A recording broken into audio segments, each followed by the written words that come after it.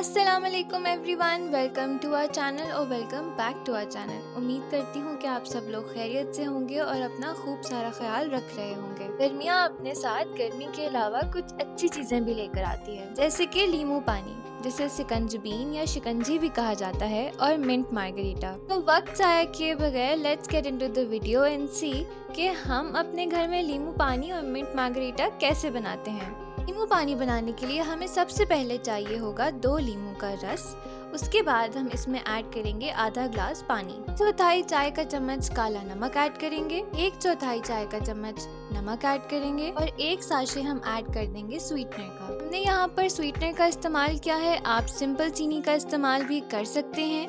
Ice cubes add करके इसको blend कर लेंगे और यूँ हो जाएगा 2 मिनट में हमारा बेहतरीन सा नींबू पानी या सिकंजबीन तैयार।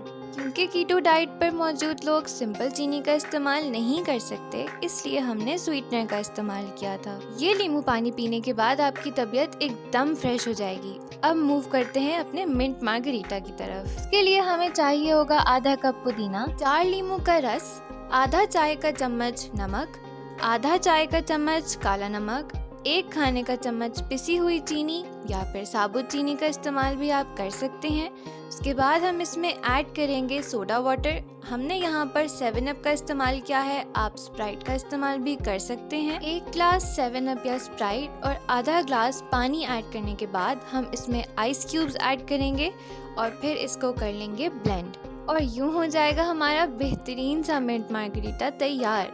उम्मीद करती हूँ कि आपको हमारी आज की वीडियो बहुत अच्छी लगी होगी।